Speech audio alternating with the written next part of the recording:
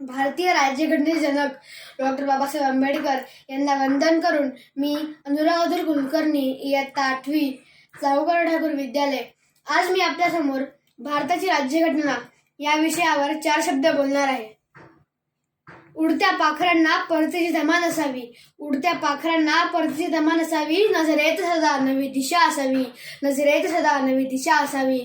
घरट्याचे काय बांधता येईल केव्हाही, घरट्याचे काय बांधता येईल केव्हाही, क्षितिजा पलीकडे पाहण्याची जिद्द असावी, क्षितिजा पलीकडे पाहण्याची जिद्द असावी। भारताला स्वातंत्र्य मिळाल्यानंतर भारताला क्षितिजा पलीकडे पाहायला शिकवले ते आपल्या राज्यघटनेने।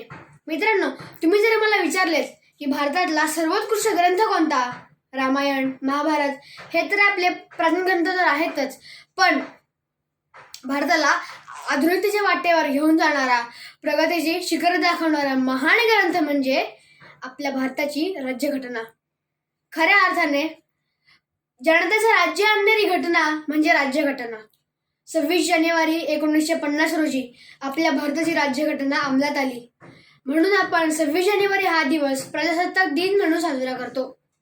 भारत जगातला सर्वात मोठा लोकशाहीचा देश म्हणून वाढला, टिकला आणि आता जगासमोर विश्वमित्र म्हणून उभा राहिला आहे, ते राज्यघटनेच्या जोरावरच।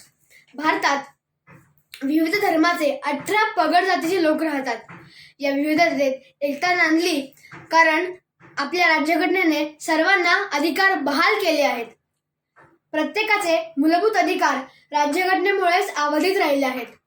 140 कोटी लोकसंख्येचा महाकाय देश व्यवस्थितपणे चालतो कारण राज्यघटनेने घालून दिलेले नियम व शिस्त हे आहे। नुकतेच पंतप्रधान नरेंद्र मोदी यांनी नवीन संसद भवनाचे भव्य दिव्य उद्घाटन केले। मला संसद भवन खूपच आवडले, पण मला सर्वाधिक काय आवडलं सांगू? पंतप्रधान नरेंद्र मोदी यांनी जुन्या संसद भवनाचे नामकरण संविधान भवन असे केले, कारण या संसदेत आपल्या राज्यघटनेवर शिक्कामोर्तब झाले आहे। मित्रांनो, कालानुरूप आपल्या राज्यघटनेत बदल करणे आवश्यक आहे। विकसित भारताकडे आपली वाटचाल चालू झाली आहे, म्हणून आपल्याला नवीन गोष्टी स्वीकार करणे आवश्यक आहे। एक देश एक निवडणूक, समान नागरी कायदा यांसारखे बदल करण्यासाठी आपली राज्यघटना आता सज्ज होत आहे। मित्रांनो, आपले भविष्य उज्ज्वल बनवण्याची क्षमता या राज्यघटनेत आहे। वसुदैव कुटुंबकम म्हणत अख्ख्या जगाला दिशा दाखवण्याची क्षमताही या राज्यघटनेत आहे। मित्रांनो, या सर्वात आपल्याला आपले योगदान देणे आवश्यक आहे।